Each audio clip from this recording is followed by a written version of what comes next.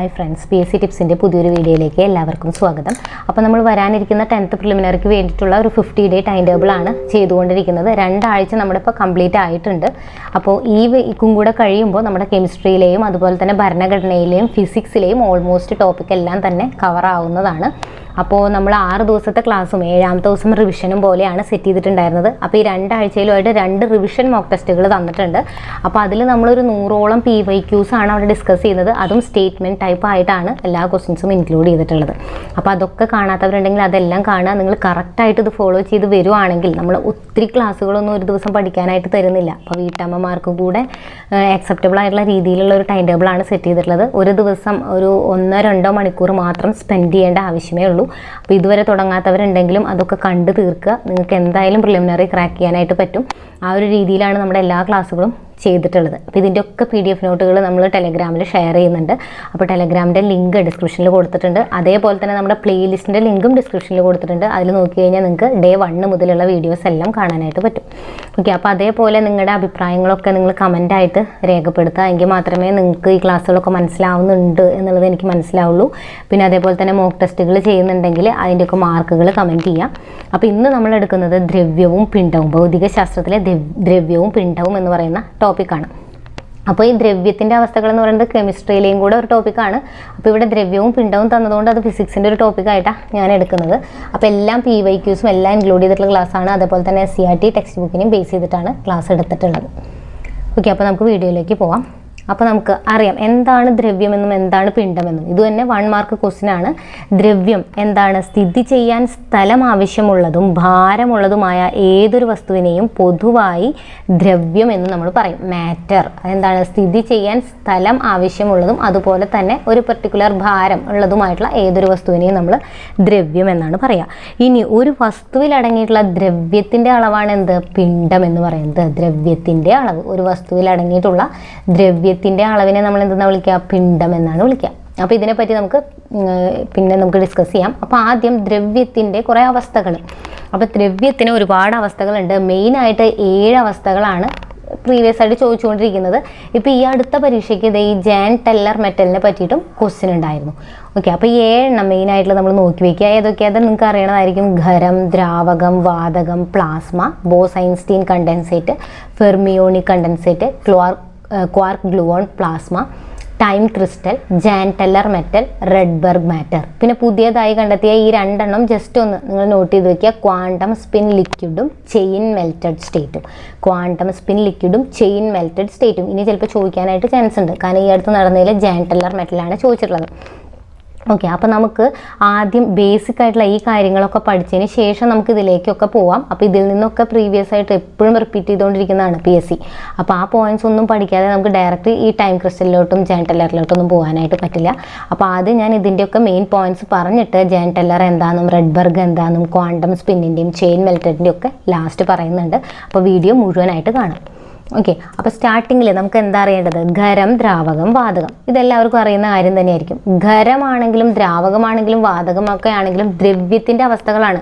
അപ്പോൾ അതിന് എന്തുണ്ടായിരിക്കും? ഒരു പെർട്ടിക്കുലർ മാസ് ഉണ്ടായിരിക്കും. നമ്മൾ പറഞ്ഞു എന്താണ്? സ്ഥിതി ചെയ്യാൻ സ്ഥലം ആവശ്യമുള്ളതും ഒരു ഭാരമുള്ളതുമായിട്ടുള്ള വസ്തുവിനെയാണ് നമ്മൾ ദ്രവ്യം എന്ന് വിളിക്കുക. ദ്രവ്യത്തിൻ്റെ അവസ്ഥകളാണിത്. അപ്പോൾ അതിന് ഈ 3 എന്തുണ്ടായിരിക്കും? മാസ് ഉണ്ടായിരിക്കും.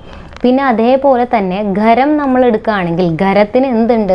ഒരു പെർട്ടിക്കുലർ ആകൃതി ഉണ്ടായിരിക്കും, അല്ലേ? പെർട്ടിക്കുലർ ആകൃതി ഉണ്ട്. ഖരം, ഒരു ഖരമായിട്ടുള്ള ഒരു വസ്തുവിനെ നമ്മൾ എടുത്താൽ അതിൻ്റെ ആകൃതി നമുക്ക് മാറ്റാൻ പറ്റില്ല. അതിന് ഒരു പെർട്ടിക്കുലർ ആകൃതിയും ഉണ്ട്, ഒരു പെർട്ടിക്കുലർ എന്തുണ്ടായിരിക്കും? വ്യാപ്തവും ഉണ്ടായിരിക്കും, അല്ലേ? പക്ഷെ ദ്രാവകം എടുക്കുമ്പോഴോ അതിന് ആകൃതി ഉണ്ടോ? ഇപ്പം ഞാനൊരു 1 ലിറ്റർ വാട്ടർ അല്ലെങ്കിൽ ഒരു മിൽക്ക് എന്തെങ്കിലും, ഇപ്പോൾ 1 ലിറ്റർ പാലിനെ എടുത്തിട്ട് ഒരു റൗണ്ട് ഷേപ്പുള്ള പാത്രത്തിലേക്ക് എടുത്താൽ അതെന്തായി? റൗണ്ട് ആയിട്ടിരിക്കും, അല്ലേ? ഒരു റെക്റ്റാങ്കുലർ ഷേപ്പുള്ള പാത്രത്തിലേക്ക് എടുത്താൽ അത് റെക്റ്റാങ്കുലർ ഷേപ്പിൽ സ്പ്രെഡ് ആവും, അല്ലേ? ഈ ഒരു 1 ലിറ്റർ പാലിനെ നമ്മൾ റെക്റ്റാങ്കുലർ ഷേപ്പിലേക്ക് എടുക്കുമ്പോൾ ആ ഒരു ഷേപ്പിലാണ് അത് അതിൽ കിടക്കുക. റൗണ്ട് ഷേപ്പിൽ എടുക്കുമ്പോൾ അത് ആ ഒരു ഷേപ്പിലാണ് അതിൽ കിടക്കുക. അപ്പോൾ ദ്രാവകത്തിന് എന്തില്ല? ആകൃതിയില്ല. പക്ഷേ 1 ലിറ്റർ പാലിനെ ഏതൊരു പാത്രത്തിലെടുത്താലും അത് 1 ലിറ്റർ ആയിട്ട് തന്നെ ഇരിക്കുക. അതിന് കുറയോ കൂടുകയോ ഇല്ലല്ലോ. ഒരു 1 ലിറ്റർ പാലിനെ എടുത്തിട്ട് ഞാൻ റൗണ്ട് ബൗളിലിട്ടാലും അത് 1 ലിറ്റർ തന്നെ കിട്ടും. നമുക്ക് ഒരു റെക്റ്റാങ്കുലർ ബൗളിലിട്ടാലും അത് 1 ലിറ്റർ തന്നെ കിട്ടും. അതായത് അതിന് വ്യാപ്തമുണ്ട്, ഒരു പെർട്ടിക്കുലർ വ്യാപ്തമുണ്ട്, പക്ഷെ ആകൃതിയില്ല. വാതകമാണെങ്കിലോ, വാതകമാണെങ്കിൽ നമ്മൾ നേരത്തെ പറഞ്ഞ പോലെയാണ്. ഇപ്പോൾ റെക്ടാങ്കുലർ ഷേപ്പുള്ള ഒരു സിലിണ്ടറിലേക്ക് എടുക്കുമ്പോൾ അത് ആ ഷേപ്പിലും, ഒരു റൗണ്ട് ഷേപ്പുള്ളതിൽ റൗണ്ട് ഷേപ്പിലുമായിട്ട് നിൽക്കും. അതിനെന്തില്ല? ആകൃതിയില്ല. വാതകത്തിനും ആകൃതിയില്ല. പിന്നെ അതിന് വ്യാപ്തമുണ്ടോ? വ്യാപ്തവുമില്ല. കാരണം എന്താണ്? ഈ വാതകം എന്ന് പറയുന്നത്, ഇപ്പം ഞാൻ ചെറിയൊരു സിലിണ്ടർ, ഈ ചെറിയൊരു സിലിണ്ടറിൽ എടുക്കുമ്പോൾ ഈ വാതകം ഇതിൽ നിറഞ്ഞു നിൽക്കും. ഇനി ഇതിനെ ഞാൻ വലിയൊരു സിലിണ്ടറിലേക്ക് മാറ്റിക്കഴിഞ്ഞാൽ അതും അതിൽ നിറഞ്ഞു നിൽക്കും. ഇത് വാതകമാണ്, അപ്പോൾ അത് സ്പ്രെഡാവും. അപ്പം ഞാനൊരു 8 ലിറ്ററിൻ്റെ ഒരു വലിയൊരു സിലിണ്ടർ എടുത്താലും ഒരു 6 ലിറ്ററിൻ്റെ സിലിണ്ടർ എടുത്താലും എന്തായിരിക്കും? അതിൻ്റെ വ്യാപ്തം എന്ന് പറയുന്നത് ആ പാത്രത്തിൻ്റെ വ്യാപ്തമായിരിക്കും. എത്ര വലുതാണോ നമ്മൾ എടുക്കുന്നത് അത്രയും വലിയ പാത്രത്തിൽ മുഴുവൻ അത് സ്പ്രെഡായി ഉൾക്കൊണ്ടുകൊണ്ടിരിക്കും. ഓക്കെ, അപ്പോൾ ആ പാത്രത്തിൻ്റെ വ്യാപ്തമാണ് ആരെടുക്കുന്നത്? വാതകം എടുക്കുന്നത്. അപ്പോൾ അതിന് എന്തില്ല? വ്യാപ്തവുമില്ല. ഖരം എന്ന് പറയുമ്പോൾ ഇതിന് രണ്ടുമുണ്ട്, ആകൃതിയുമുണ്ട്, വ്യാപ്തവുമുണ്ട്. ദ്രാവകം എന്ന് പറയുമ്പോൾ അതിന് വ്യാപ്തമുണ്ട്. നമ്മൾ ആലോചിച്ച് നോക്കുക, 1 ലിറ്റർ പാലിനെ ഏതൊരു പാത്രത്തിലെടുത്താലും അത് 1 ലിറ്റർ തന്നെയാണ്, അത് ചേഞ്ച് ആവുന്നില്ല. അതായത് വ്യാപ്തമുണ്ട്, പക്ഷെ ആകൃതി നമ്മളെടുക്കുന്ന പാത്രത്തിനനുസരിച്ച് മാറിക്കൊണ്ടിരിക്കും. വാതകമാണെങ്കിലോ അതിൻ്റെ ആകൃതിയും മാറും, വ്യാപ്തവും മാറും. അപ്പോൾ അതാണ് ഫസ്റ്റത്തെ ഈ ഒരു ബോക്സ്. മറ്റേ നമുക്ക് ഡിസ്കസ് ചെയ്യാം. കണ്ടോ, മാസ് എന്ന് പറയുന്നത് ഖരത്തിനുണ്ട്, ദ്രാവകത്തിനുണ്ട്, വാതകത്തിനുമുണ്ട്. നിശ്ചിത വ്യാപ്തമോ? വ്യാപ്തം ഖരത്തിനുണ്ട്, ദ്രാവകത്തിനും വ്യാപ്തമുണ്ട് അല്ലേ? 1 ലിറ്റർ ദ്രാവകം എടുത്താൽ 1 ലിറ്റർ തന്നെയാണ്, പക്ഷെ വാതകത്തിനില്ല.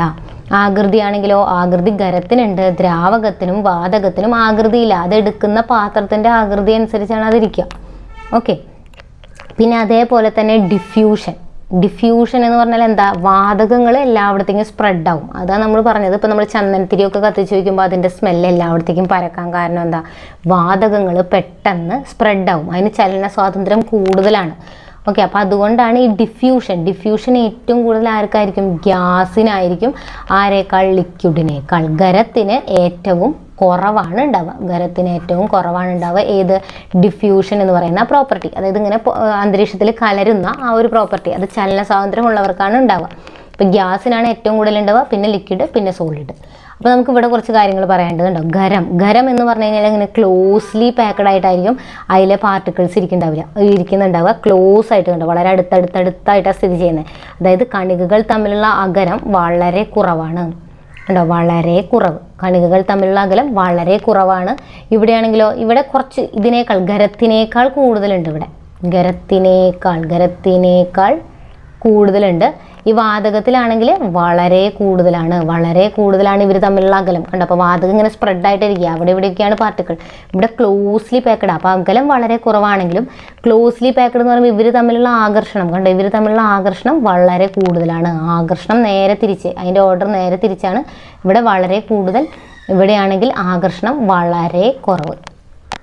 ഓക്കെ, വളരെ കൂടുതലാണ്, ഇവിടെ വളരെ കുറവാണ്. ഇത് അതിൻ്റെ ഇടയിൽ ഇൻ്റർമീഡിയറ്റ്, ഖരത്തിനേക്കാൾ കുറവെന്ന് നമുക്ക് പറയാം. ഓക്കെ, കണികകളുടെ ചലനമാണെങ്കിലോ ചലനം ഇതുപോലെ തന്നെയാണ്. എന്താ? വളരെ കുറവാണ്. ഇവിടെയാണെങ്കിൽ വളരെ കൂടുതലാണ്. ഇത് അതിൻ്റെ ഇൻ്റർമീഡിയറ്റ് ആയിട്ട് വരും. ഓക്കെ, കണികളുടെ ഊർജ്ജം, ചലനം ഇവിടെ വളരെ കുറവെന്ന് പറഞ്ഞാൽ ഊർജ്ജവും ഇവിടെ കുറവ്. ഇവിടെ ചലനം കൂടുതൽ എന്ന് പറഞ്ഞു കഴിഞ്ഞാൽ ഊർജ്ജവും കൂടുതൽ. അതായത് ഗതികോർജ്ജം കണ്ടോ, ഇവർ അങ്ങോട്ടും ഇങ്ങോട്ടൊക്കെ എപ്പോഴും മൂവ് ചെയ്തുകൊണ്ടിരിക്കുകയാണ്. മൂവ് ചെയ്യാൻ ഹെൽപ്പ് ചെയ്യുന്ന ഊർജ്ജം ഏതാ? ഗതികോർജ്ജം അല്ല. അപ്പോൾ ഇവരുടെ ഊർജ്ജം ഭയങ്കര കൂടുതലായതുകൊണ്ടാണ് ഇവർ അങ്ങോട്ടും ഇങ്ങോട്ടൊക്കെ മൂവ് ചെയ്യുന്നത്. അപ്പോൾ ചലന സ്വാതന്ത്ര്യവും കൂടുതലാണ്, ഊർജ്ജവും കൂടുതലാണ്. പക്ഷെ ഇവിടെയാണെങ്കിൽ ചലന സ്വാതന്ത്ര്യവും കുറവാണ്, ഊർജ്ജവും കുറവാണ്. അതുപോലെ തന്നെ ഇവർ തമ്മിലുള്ള അകലം ഇവിടെ കുറവ്, ഇവിടെ കൂടുതൽ. ഇവിടെ ആകർഷണം കൂടുതൽ, ആകർഷണം കുറവ്. ദ്രാവകത്തിൻ്റെ ഇതിൻ്റെയൊക്കെ ഇൻ്റർമീഡിയറ്റ് ആയിട്ട് വരും, ഇതിനും ഇടയ്ക്കായിട്ട്.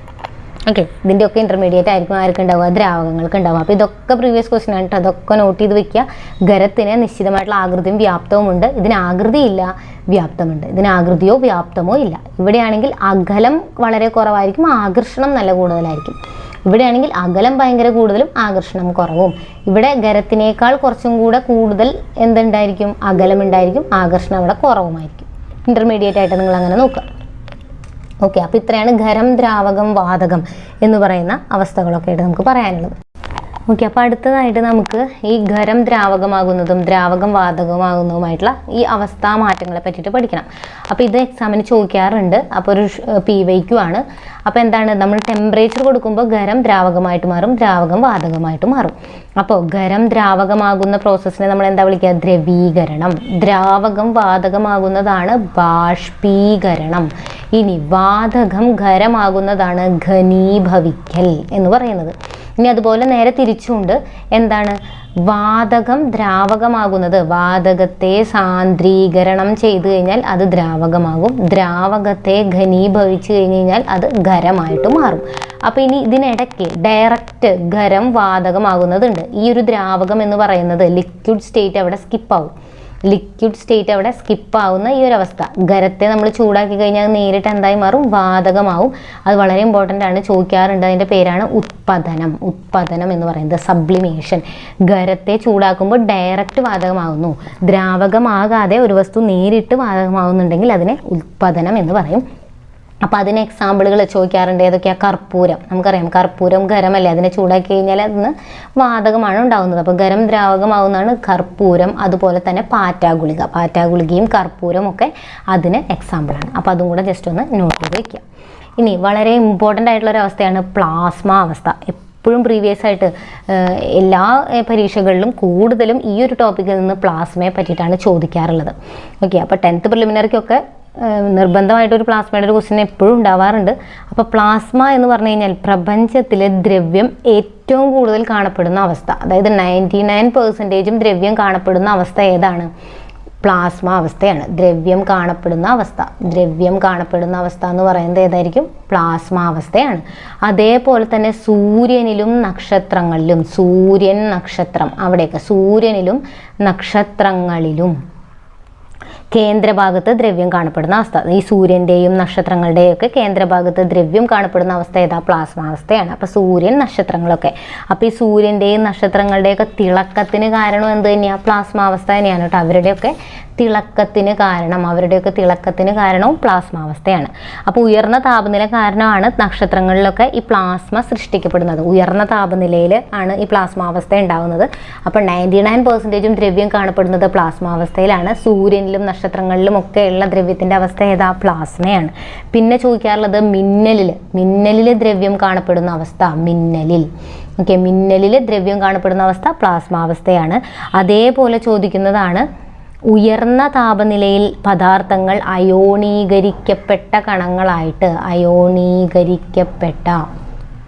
ഉയർന്ന താപനിലയിലെ ദ്രവ്യങ്ങൾ അയോണീകരിക്കപ്പെട്ട കണങ്ങളായി കാണപ്പെടുന്നത്, അയോണീകരിക്കപ്പെട്ട അവസ്ഥയിൽ അല്ലെങ്കിൽ അയോണീകരിക്കപ്പെട്ട കണങ്ങളായിട്ട് നിലനിൽക്കുന്ന പദാർത്ഥത്തിൻ്റെ അവസ്ഥയാണ് ഏത്? പ്ലാസ്മാവസ്ഥ. അപ്പോൾ ഉയർന്ന താപനിലയിൽ പദാർത്ഥങ്ങൾ അയോണീകരിക്കപ്പെട്ട കണങ്ങളായി കാണപ്പെടുന്ന അവസ്ഥ ഏതാണ്? പ്ലാസ്മാവസ്ഥയാണ്. ഇനി അതേപോലെ തന്നെ വൈദ്യുത ചാർജുള്ള കണങ്ങളായിട്ട് ദ്രവ്യം സ്ഥിതി ചെയ്യുന്ന അവസ്ഥ, വൈദ്യുത ചാർജുള്ള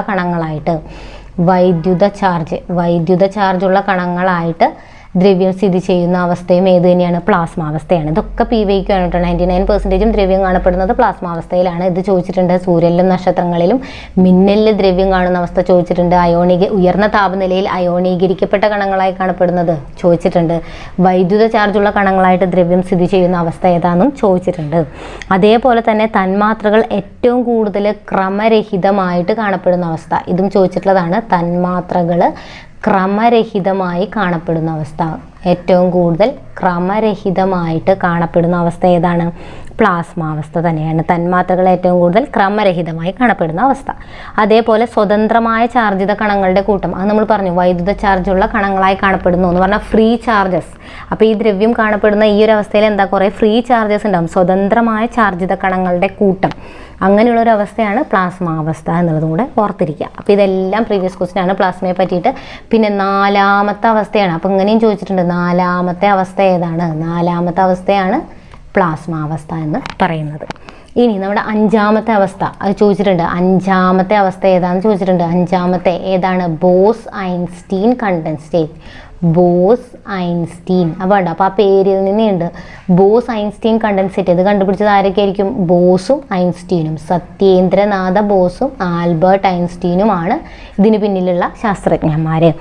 അപ്പോൾ ബോസ് ഐൻസ്റ്റീൻ കണ്ടൻസേറ്റ് പ്രവചിച്ച ശാസ്ത്രജ്ഞന്മാർ ആരൊക്കെയാണ്? സത്യേന്ദ്രനാഥ ബോസ്. ഓക്കെ, സത്യേന്ദ്രനാഥ ബോസും ആൽബർട്ട് ഐൻസ്റ്റീനുമാണ്. അതുകൊണ്ടാണ് അതിൻ്റെ പേര് ബോസ് ഐൻസ്റ്റീൻ കണ്ടൻസേറ്റ് എന്ന് പറയുന്നത്. ഇനി ഈ ദ്രവ്യം എന്താ? താഴ്ന്ന ഊഷ്മാവിൽ കാണപ്പെടുന്ന അവസ്ഥ. താഴ്ന്ന ഊഷ്മാവിൽ ദ്രവ്യത്തിൻ്റെ അവസ്ഥയാണ് ഏതെന്ന് പറഞ്ഞാൽ നമ്മുടെ 6ാമത്തെ അവസ്ഥയായിട്ടുള്ള fermionic condensate. Okay, fermionic condensate എന്ന് പറയുന്ന അവസ്ഥ എന്താണ്? താഴ്ന്ന ഊഷ്മാവിൽ ഫെർമിയോണിക് കണങ്ങൾ ചേർന്നുണ്ടാകുന്ന ദ്രവ്യത്തിൻ്റെ അവസ്ഥയാണ്. അപ്പോൾ താഴ്ന്ന ഊഷ്മാവിലെ ദ്രവ്യത്തിൻ്റെ അവസ്ഥ ഫെർമിയോണിക് കണ്ടൻസേറ്റ് ആണ്. ഇനി വളരെ ഉയർന്ന ഊഷ്മാവിൽ ഏതായിരിക്കും? Quark, gluon, plasma. Quark, gluon, plasma. അപ്പോൾ പ്ലാസ്മ അവസ്ഥ നമ്മൾ പറഞ്ഞിട്ടുണ്ടായിരുന്നല്ലോ, ഉയർന്ന താപനിലയിലാണ്. അതേപോലെ തന്നെയുള്ളതാണ് വളരെ ഉയർന്ന ഊഷ്മാവിൽ ദ്രവ്യത്തിൻ്റെ അവസ്ഥയാണ് ക്വാർക്ക്, ഗ്ലൂവോൺ, പ്ലാസ്മ എന്ന് പറയുന്നത്. അപ്പോൾ ഇവിടെ കുറച്ച് കാര്യങ്ങൾ നമുക്ക് പഠിക്കാനുണ്ട്. എന്താണ് ക്വാർക്ക്? ക്വാർക്ക് എന്ന് പറഞ്ഞു കഴിഞ്ഞാൽ പ്രപഞ്ചത്തിലെ എല്ലാ പദാർത്ഥങ്ങളിലും കാണപ്പെടുന്ന അടിസ്ഥാനപരമായിട്ടുള്ള പ്രാഥമിക കണങ്ങളാണ്. അടിസ്ഥാനപരമായിട്ടുള്ള പ്രാഥമിക കണങ്ങൾ ചോദിച്ചിട്ടുള്ളതാണ് 1 മാർക്കിന്. എന്താണ് അടിസ്ഥാനപരമായിട്ടുള്ള പ്രാഥമിക കണങ്ങൾ? പ്രപഞ്ചത്തിലെ എല്ലാ പദാർത്ഥങ്ങളിലും കാണപ്പെടുന്ന അടിസ്ഥാനപരമായിട്ടുള്ള പ്രാഥമിക കണങ്ങളാണ് ക്വാർക്കുകൾ. ഓക്കെ, അപ്പോൾ ഈ ക്വാർക്ക് എന്ന് പറഞ്ഞു കഴിഞ്ഞാൽ ഈ ദ്രവ്യത്തിൻ്റെ ക്വാർക്ക് മോഡൽ കണ്ടുപിടിച്ച ആൾക്കാരുണ്ട്. ഈ ക്വാർക്ക് കണ്ടുപിടിച്ചത് ആരൊക്കെയാണ്? മുറേ ജെൽമാനും ജോർജ് സ്വിഗുമാണ്. മുറേ ജെൽമാനും ജോർജ് സ്വിഗുമാണ് ഈ ക്വാർക്ക് എന്ന് പറയുന്ന മോഡൽ കണ്ടുപിടിച്ചിട്ടുള്ളത്. അപ്പോൾ ഈ ക്വാർക്ക് എന്നുള്ള ആ നിർവചനം, ക്വാർക്ക് എന്ന പദം നിർവചിച്ചത് ആരാണ്? ഈ ക്വാർക്ക് എന്നുള്ള പദം നിർവചിച്ചത് മുറേ ജെൽമാനാണ്. ക്വാർക്ക് എന്ന് പറയുന്ന പദം നിർവചിച്ചത് മുറേ ജെൽമാനാണ്. അപ്പോൾ ഇതിന് പിന്നിൽ പ്രവർത്തിച്ചത് മുറേ ജെൽമാനും ജോർജ് സ്വിഗുമാണ് ഈ മോഡൽ ഉണ്ടാക്കിയിട്ടുള്ളത്. അപ്പോൾ ഇനി ക്വാർക്കുകൾ കൂടിച്ചേർന്ന് നിർമ്മിക്കപ്പെട്ടിട്ടുള്ളതാണ് ഹാഡ്രോൺ. ഹാഡ്രോൺ എന്ന് പറഞ്ഞു കഴിഞ്ഞാൽ എന്താ? ക്വാർക്കുകൾ കൂടിച്ചേർന്ന് നിർമ്മിക്കപ്പെട്ടിട്ടുള്ളതാണ് ഹാഡ്രോൺ. ഓക്കെ, അപ്പോൾ ഈ ക്വാർക്കുകൾ കൂടിച്ചേരുമ്പോൾ അവിടെ കൈമാറ്റം ചെയ്യപ്പെടുന്ന കണം, അപ്പോൾ ക്വാർക്ക് കൂടിച്ചേർന്നുണ്ടാവുന്നത് ഹാഡ്രോൺ ആണ്. പക്ഷേ ഈ ക്വാർക്കുകൾ കൂടിച്ചേരുമ്പോൾ അവിടെ കൈമാറ്റം ചെയ്യപ്പെടുന്ന കണം ഏതാണ് എന്ന് ചോദിച്ചാൽ അത് ഗ്ലൂവോൺ ആണ്. അപ്പോൾ വളരെ ഉയർന്ന ഊഷ്മാവിലാണ് ക്വാർക്ക്, ഗ്ലൂവോൺ, പ്ലാസ്മ. അപ്പോൾ അതിൽ ക്വാർക്ക് എന്താണെന്നും ഗ്ലൂവോൺ എന്താണെന്നും നമുക്ക് പഠിക്കണം. ക്വാർക്ക് എന്ന് പറഞ്ഞു കഴിഞ്ഞാൽ പ്രപഞ്ചത്തിലെ എല്ലാ പദാർത്ഥങ്ങളിലും കാണപ്പെടുന്ന അടിസ്ഥാനപരമായിട്ടുള്ള പ്രാഥമിക കണങ്ങളാണ് ക്വാർക്ക്.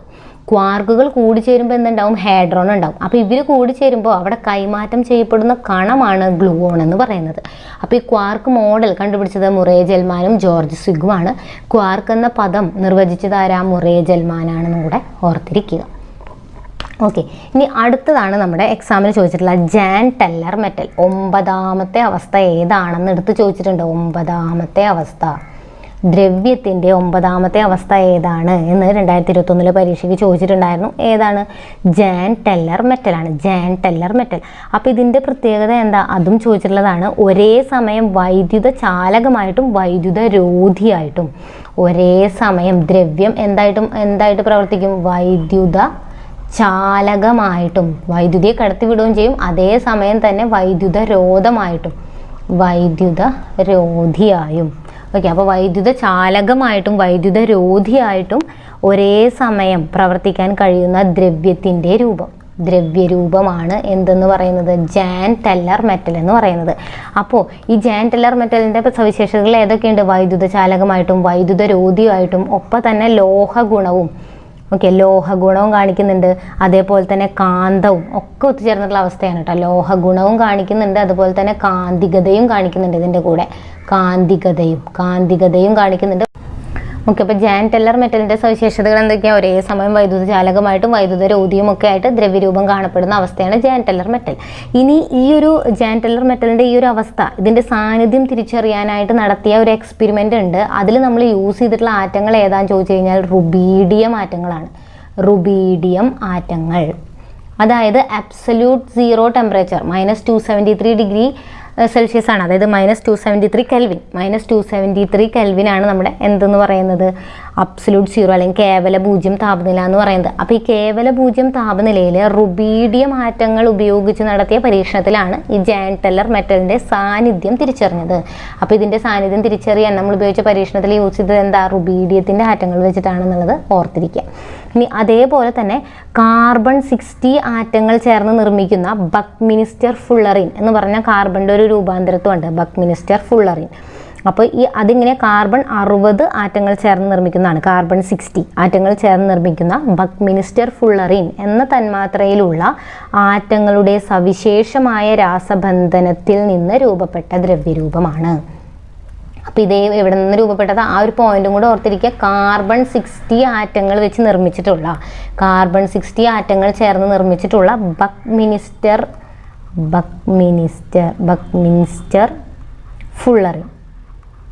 ബക്മിനിസ്റ്റർ ഫുള്ളറിൻ എന്ന തന്മാത്രയിലുള്ള ആറ്റങ്ങളുടെ സവിശേഷമായ രാസബന്ധത്തിൽ നിന്ന് രൂപപ്പെട്ട ദ്രവ്യരൂപമാണ് ഇത് ജാൻ ടെല്ലർ മെറ്റൽ. അപ്പോൾ ഇത്രയും കാര്യങ്ങൾ, ഇത് പ്രീവിയസ് ആയി ചോദിച്ചിട്ടുള്ളത് ഇതാണ്. 9ാമത്തെ അവസ്ഥ ഏതാണ്, ഒരേ സമയം വൈദ്യുതചാലകമായും വൈദ്യുതരോധിയുമായിട്ടും ദ്രവ്യം കാണപ്പെടുന്ന അവസ്ഥ ഏതാണെന്ന് ചോദിച്ചിട്ടുണ്ട്.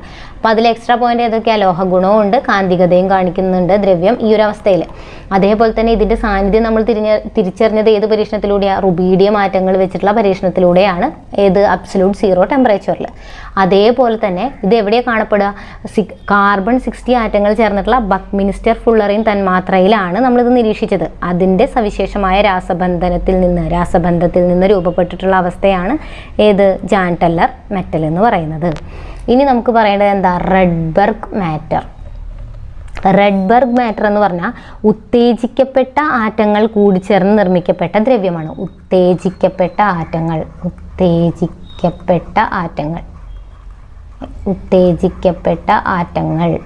Neutral സ്റ്റേറ്റിലുള്ളതല്ല, excited state. അപ്പോൾ ഉത്തേജിക്കപ്പെട്ട ആറ്റങ്ങൾ കൂടിച്ചേർന്ന് നിർമ്മിക്കപ്പെട്ട ദ്രവ്യമാണ് എന്ത്, റെഡ്ബർഗ് മാറ്റർ എന്ന് പറയുന്നത്. അപ്പോൾ ഇതെന്താ, ഒരു നിശ്ചിത താപനിലയിൽ ഈ ആറ്റങ്ങൾ അയോണുകളായിട്ടും ഇലക്ട്രോണുകളായിട്ടും വിഭജിക്കപ്പെടുന്നു. അത് ഇമ്പോർട്ടൻറ്റ് പോയിന്റ് ആണ് കേട്ടോ. എന്താ, ഒരു നിശ്ചിത താപനിലയിൽ ഈ ആറ്റങ്ങൾ എന്തൊക്കെയായിട്ടാണ്, അയോണുകളായും അതുപോലെ തന്നെ ഇലക്ട്രോണുകളുമായും വിഭജിക്കപ്പെടുന്നു. അപ്പോൾ ആ 2 പോയിന്റ് ഓർത്തിരിക്കുക. ഉത്തേജിക്കപ്പെട്ട അവസ്ഥയിൽ ആറ്റങ്ങൾ കൂടിച്ചേർന്നിട്ട് നിർമ്മിക്കപ്പെട്ട ദ്രവ്യമാണ് റെഡ്ബർഗ് മാറ്റർ എന്ന് പറയുന്നത്. അപ്പോൾ ഒരു നിശ്ചിത താപനിലയിൽ ഈ ആറ്റങ്ങൾ അയോണുകളായിട്ടും ഇലക്ട്രോണുകളായിട്ടും വിഭജിക്കപ്പെടുന്നു. ഇനി ക്വാണ്ടം സ്പിൻ ലിക്വിഡും ചെയിൻ മെൽറ്റഡ് സ്റ്റേറ്റും ഇത് പുതിയതായി കണ്ടിട്ടുള്ളതാണ്. അപ്പോൾ അതിൽ ക്വാണ്ടം സ്പിൻ ലിക്വിഡ് എന്ന് പറഞ്ഞു കഴിഞ്ഞാൽ എന്താ, ഗ്രാഫീനുമായിട്ട് സാദൃശ്യമുള്ള ദ്വിമാന ഘടനയുള്ള പദാർത്ഥത്തിൽ നിർമ്മിച്ച ദ്രവ്യരൂപമാണ്. ഗ്രാഫീനുമായി സാദൃശ്യമുള്ള ദ്വിമാന ഘടനയുള്ള പദാർത്ഥത്തിൽ നിർമ്മിച്ച ദ്രവ്യരൂപമാണ് ഇത് ക്വാണ്ടം സ്പിൻ ലിക്വിഡ് എന്ന് പറയുന്നത് കേട്ടോ. Quantum spin liquid. അപ്പോൾ ഈ ഒരു ദ്രവ്യരൂപത്തിൽ ഈ ക്വാണ്ടം സ്പിൻ ലിക്വിഡ് എന്ന് പറയുന്ന സ്റ്റേറ്റിൽ ഇലക്ട്രോണുകൾ കാണപ്പെടുന്ന ഒരു അവസ്ഥയുണ്ട്. ഈ ഒരു സ്റ്റേറ്റിൽ ദ്രവ്യം ഈ ക്വാണ്ടം സ്പിൻ ലിക്വിഡ് എന്നുള്ള സ്റ്റേറ്റിലേക്ക് വരുമ്പോൾ അവിടെ ഇലക്ട്രോണുകൾ കാണപ്പെടുന്ന ഒരു അവസ്ഥ, അതിനെ നമ്മൾ വിളിക്കുന്ന പേരാണ് മയോറാന ഫെർമിയോണുകൾ. ജസ്റ്റ് ഒന്ന് നോട്ട് ചെയ്ത് വയ്ക്കുക, മയോറാന ഫെർമിയോണുകൾ എന്ന് പറഞ്ഞു കഴിഞ്ഞാൽ എന്താണ്, ഈ ഒരു അവസ്ഥ, ദ്രവ്യത്തിൻ്റെ ഈ അവസ്ഥയിൽ ഇലക്ട്രോണുകൾ കാണപ്പെടുന്ന അവസ്ഥയാണ് മയോറാണ ഫെർമിയോണുകൾ എന്ന് പറയുന്ന അവസ്ഥ. അപ്പോൾ ഒരേ സമയം കണമായിട്ടും പ്രതികണമായിട്ടും കാണപ്പെടുന്ന അവസ്ഥയാണ് ഈ മയോറാണ ഫെർമിയോൺ എന്ന് പറഞ്ഞു കഴിഞ്ഞാൽ. മയോറാണ ഫെർമിയോൺ എന്ന് പറഞ്ഞാൽ ഒരേ സമയം കണമായും അതേപോലെ തന്നെ കണമായിട്ടും പ്രതികണമായിട്ടും കാണപ്പെടുന്ന അവസ്ഥയാണ് മയോറാണ ഫെർമിയോണുകൾ എന്ന് പറയുന്നത്. ഓക്കെ, അപ്പോൾ ക്വാണ്ടം സ്പിൻ ലിക്വിഡ് എന്ന് പറഞ്ഞാൽ പുതിയതായി കണ്ടുപിടിച്ചാണ്. ഗ്രാഫീനോട് സാദൃശ്യമുള്ള ഒരു ദ്വിമാന ഘടനയുള്ള പദാർത്ഥത്തിൽ നിർമ്മിക്കപ്പെട്ടിട്ടുള്ള ദ്രവ്യരൂപമാണ്. ഈ ഒരു ദ്രവ്യരൂപത്തിൽ ഇലക്ട്രോൺ കാണപ്പെടുന്ന അവസ്ഥ ഏതാണെന്ന് നോട്ട് ചെയ്ത് വയ്ക്കുക, മയോറാണ ഫെർമിയോണുകൾ. ഇനി എന്താണ് ചെയിൻ മെൽറ്റഡ് സ്റ്റേറ്റ് എന്ന് പറഞ്ഞു കഴിഞ്ഞാൽ ഉയർന്ന മർദ്ദത്തിലും താപനിലയിലും പദാർത്ഥങ്ങളിലെ ആറ്റങ്ങൾ ഖരമായിട്ടും ദ്രാവകമായിട്ടും കാണപ്പെടും. അതുപോലെ തന്നെ ദ്രാവകാവസ്ഥയിലും കാണപ്പെടുന്നതാണ് ചെയിൻ മെൽറ്റഡ് സ്റ്റേറ്റ്. ഏതാ കണ്ടീഷൻ അവിടെ, ഉയർന്ന മർദ്ദം, ഓക്കെ, ഉയർന്ന പ്രഷറും അതുപോലെ തന്നെ ഉയർന്ന പ്രഷറിലും ടെമ്പറേച്ചറിലും പദാർത്ഥങ്ങളിലെ ആറ്റങ്ങൾ ഖരാവസ്ഥയിലും ദ്രാവകാവസ്ഥയിലും ഒരേപോലെ കാണപ്പെടുന്ന ആ ഒരു അവസ്ഥയാണ് ചെയിൻ മെൽറ്റഡ് സ്റ്റേറ്റ് എന്ന് പറയുന്നത്. അപ്പോൾ ഇത് കണ്ടെത്തിയത് ശാസ്ത്രജ്ഞന്മാരെ ഏതാണെന്ന് വെച്ചാൽ യൂണിവേഴ്സിറ്റി ഓഫ് എഡിൻബർഗിലെ ശാസ്ത്രജ്ഞന്മാരാണ് കേട്ടോ. ദ്രവ്യത്തിൻ്റെ ഈ ഒരു അവസ്ഥ കണ്ടെത്തിയത് എന്നുള്ളത് ഓർത്തു വയ്ക്കുക. ഓക്കെ, അപ്പോൾ ഇത്രയാണ് അവസ്ഥകൾ നമുക്ക് പഠിക്കാനുള്ളത്. ഇനി നമുക്ക് പിണ്ഡം എന്താണെന്ന് നമ്മൾ ഓൾറെഡി പറഞ്ഞു. എന്താണ് പിണ്ഡം എന്ന് പറഞ്ഞു കഴിഞ്ഞാൽ ഒരു വസ്തുവിൽ അടങ്ങിയിട്ടുള്ള ദ്രവ്യത്തിൻ്റെ അളവാണ് പിണ്ഡം എന്ന് പറയുന്നത്. ഒരു വസ്തുവിൽ അടങ്ങിയിട്ടുള്ള ദ്രവ്യത്തിൻ്റെ അളവിനെ നമ്മൾ എന്തെന്ന് പറയുക, പിണ്ഡം അല്ലെങ്കിൽ മാസ് എന്ന് പറയും. അപ്പോൾ ഈ ദ്രവ്യത്തിന് പിണ്ഡം എന്ന ഗുണം, ദ്രവ്യത്തിൻ്റെ അളവ്, ഒരു വസ്തുവിലെ ദ്രവ്യത്തിൻ്റെ അളവാണ് പിണ്ഡം. ഈ ദ്രവ്യത്തിന് പിണ്ഡം എന്ന ഗുണം നൽകുന്നത്, ദ്രവ്യത്തിന് പിണ്ഡം എന്ന ഗുണം നൽകുന്നത് എന്താണ്? ആ കണത്തിൻ്റെ പേരാണ് ഹിഗ്സ് ബോസോൺ. ദ്രവ്യത്തിന് പിണ്ഡം എന്ന ഗുണം നൽകുന്ന കണമാണ് ഹിഗ്സ് ബോസോൺ. ഇതിനെ നമ്മൾ വിളിക്കും ദൈവകണം. ഓക്കെ, ദൈവകണം എന്നാണ് നമ്മൾ ഇതിനെ വിളിക്കുക. അപ്പോൾ ഹിഗ്സ് ബോസോണെ ദൈവകണം എന്ന പദം ആദ്യമായിട്ട് പ്രയോഗിച്ച ആ ശാസ്ത്രജ്ഞനാണ് ലിയോൺ ലിഡർമാൻ. ഇതിനെ ദൈവകണം എന്ന് വിളിച്ചത്. അപ്പോൾ ദൈവകണമാണ് ഹിഗ്സ് ബോസോൺ എന്നറിയപ്പെടുന്നത്. ഈ ദൈവകണം എന്ന പദം ആദ്യമായിട്ട് ഉപയോഗിച്ച വ്യക്തിയാണ് ലിയോൺ ലിഡർമാൻ. ദൈവകണം എന്ന പദം ആദ്യമായി ഉപയോഗിച്ച വ്യക്തി ആരാണ്? ലിയോൺ ലിഡർമാൻ ആണ്. ഇനി ഏത് ശാസ്ത്രജ്ഞന്മാരുടെ ബഹുമാനാർത്ഥമാണ് ഹിഗ്സ് ബോസോണിന് ആ പേര് നൽകിയിട്ടുള്ളത്? അപ്പോൾ ഹിഗ്സ് ബോസോണിന് ഇങ്ങനെ ഹിഗ്സ് ബോസോൺ എന്നുള്ള പേര് കൊടുക്കാൻ കാരണം അതിന് പിന്നിൽ 2 ശാസ്ത്രജ്ഞന്മാരുണ്ട്. അവരുടെ ബഹുമാനാർത്ഥം നമ്മൾ ഈ ഒരു പേര് കൊടുത്തിട്ടുള്ളത്. ആരൊക്കെ ആയിരിക്കും? ബോസ് എന്ന് പറയുന്ന സത്യേന്ദ്രനാഥ ബോസും, നേരത്തെ നമ്മൾ പറഞ്ഞ സത്യേന്ദ്രനാഥ ബോസും പീറ്റർ ഹിഗ്സ് കണ്ട. അപ്പോൾ ഹിഗ്സ് ബോസോൺ എന്നുള്ള പേര് നമ്മൾ കൊടുത്തു. ഏത് 2 ശാസ്ത്രജ്ഞന്മാരാ? സത്യേന്ദ്രനാഥ ബോസിൻ്റെയും പീറ്റർ ഹിഗ്സിൻ്റെയും ബഹുമാനാർത്ഥമാണ് ഹിഗ്സ് ബോസോണിന് നമ്മൾ ആ പേര് കൊടുത്തിട്ടുള്ളത്. അതിനെ ദൈവകണം എന്ന് നമ്മൾ അറിയപ്പെടുന്നു. ദൈവകണം എന്ന പദം ആദ്യമായിട്ട് ഉപയോഗിച്ച വ്യക്തിയാണ് ലിയോൺ ലിഡർമാൻ. ഇനി ബോസോൺ എന്ന വാക്ക് ആദ്യമായി ഉപയോഗിച്ച വ്യക്തി ആരാണ്? പോൾ ഡിറാക് ആണ്. അപ്പോൾ അതും കൂടെ നിങ്ങളൊന്ന് പഠിക്കുക. ബോസോൺ എന്ന വാക്ക് ആദ്യമായിട്ട് ഉപയോഗിച്ചത് പോൾ ഡിറാക് ആണ്. ബോസോൺ എന്ന പദം ആദ്യമായി ഉപയോഗിച്ചത് പോൾ ഡിറാക് ആണ് എന്നുള്ള അതും പ്രീവിയസ് ക്വസ്റ്റ്യൻ ആണ് കേട്ടോ. അപ്പോൾ ദ്രവ്യത്തിൻ്റെ അളവിനെ നമ്മൾ എന്തെന്ന് പറയാം? പിണ്ഡം എന്ന് പറയാം. അപ്പോൾ ഈ ദ്രവ്യത്തിന് പിണ്ഡം എന്ന ഗുണം കൊടുക്കുന്ന കണമാണ് ഹിഗ്സ് ബോസോൺ. ഹിഗ്സ് ബോസോണിന് ആ പേര് കൊടുക്കാൻ കാരണം എന്താ? ഈ 2 ശാസ്ത്രജ്ഞന്മാരുടെ ബഹുമാനാർത്ഥമാണ്, സത്യേന്ദ്രനാഥ ബോസും പീറ്റർ ഹിഗ്സും. ഇനി അതേപോലെ തന്നെ ഹിഗ്സ് ബോസോണിനെയാണ് ദൈവകണം എന്നറിയപ്പെടുന്നത്. അപ്പോൾ ദൈവകണം എന്ന് ആദ്യമായിട്ട് അതിനെ വിളിച്ചത് ആരാ? ലിയോൺ ലിഡർമാൻ ആണ്. ഇനി ബോസോൺ എന്ന പദം ആദ്യമായി ഉപയോഗിച്ച വ്യക്തിയാണ് പോൾ ഡിറാക്. ബോസോൺ എന്ന പദം ആദ്യമായി ഉപയോഗിച്ച വ്യക്തിയാണ് പോൾ ഡിറാക് എന്ന് പറയുന്നത്. അപ്പോൾ ഇനി അതിൽ നമുക്ക് കുറച്ച് കാര്യങ്ങളൊന്ന് പഠിക്കാനുണ്ട്. എന്താണെന്ന് വെച്ച് കഴിഞ്ഞാൽ ഫോട്ടോൺ, ഗ്ലൂവോൺ, W&Z ബോസോൺ. അത് ഇതുവരെയായിട്ട് ചോദിച്ചിട്ടില്ല. എന്നിരുന്നാൽ കൂടി നമ്മളിവിടെ ഗ്ലൂവോൺ എന്ന് പറയുന്ന ഒരു കാര്യം അത് നമ്മൾ മുമ്പ് പറഞ്ഞിട്ടുണ്ടായിരുന്നു. ക്വാർക്ക് എന്ന് പറഞ്ഞു കഴിഞ്ഞാൽ എന്താ? പ്രപഞ്ചത്തിലെ ഏതൊരു വസ്തുവിലുള്ള അടിസ്ഥാന കണമാണ് ഈ ക്വാർക്ക് കൂടിച്ചേരുമ്പോഴാണ് ഹാഡ്രോൺ ഉണ്ടാവുക എന്ന് പറഞ്ഞു. അപ്പോൾ ഈ ക്വാർക്ക് കൂടിച്ചേരുമ്പോൾ അവിടെ കൈമാറ്റം ചെയ്യപ്പെടുന്ന കണമാണ് ഈ ഗ്ലൂവോൺ എന്ന് പറയുന്നത്. അപ്പോൾ ഗ്ലൂവോണിന് തന്നെ വേറൊരു സവിശേഷത കൂടിയുണ്ട്. അതെന്താണെന്ന് വെച്ച് കഴിഞ്ഞാൽ ശക്തിയുള്ള ന്യൂക്ലിയർ ബലം വഹിക്കുന്ന ബോസോണാണ് ഗ്ലൂവോൺ. ശക്തിയുള്ള ന്യൂക്ലിയർ ഫോഴ്സ് വഹിക്കുന്ന ബോസോൺ, നമ്മളിവിടെ പറഞ്ഞ ഈ ബോസോൺ, ശക്തിയുള്ള ന്യൂക്ലിയർ ഫോഴ്സ് വഹിക്കുന്ന ബോസോണിനെയാണ് നമ്മൾ എന്തെന്ന് വിളിക്കുക? ഗ്ലൂവോൺ എന്ന് വിളിക്കുക. അപ്പോൾ ശക്തി കുറഞ്ഞതോ? ഇത് ശക്തിയുള്ള ന്യൂക്ലിയർ ബലം. ഇനി ദുർബലമായ ന്യൂക്ലിയർ ബലമാണെങ്കിൽ ദുർബലമായ ന്യൂക്ലിയർ ഫോഴ്സ് വഹിക്കുന്ന ബോസോണിനെയാണ് W&Z ബോസോൺ എന്ന് പറയാം. ഇതൊന്നും ചോദിച്ചിട്ടില്ല, എന്നാലും ജസ്റ്റ് നോട്ട് ചെയ്ത് വയ്ക്കുക. ശക്തിയുള്ള ന്യൂക്ലിയർ ബലം വഹിക്കുന്ന ബോസോണിനെ ഗ്ലൂവോൺ എന്നും, അതേപോലെ തന്നെ ദുർബലമായ ന്യൂക്ലിയർ ഫോഴ്സ് വഹിക്കുന്ന ബോസോണിനെ W&Z ബോസോൺ എന്നും വിളിക്കും. അപ്പോൾ ഫോട്ടോൺ എന്താ? ഫോട്ടോൺ എന്ന് പറഞ്ഞാൽ വൈദ്യുതകാന്തിക ബലം വഹിക്കുന്ന ബോസോണാണ്. വൈദ്യുതകാന്തിക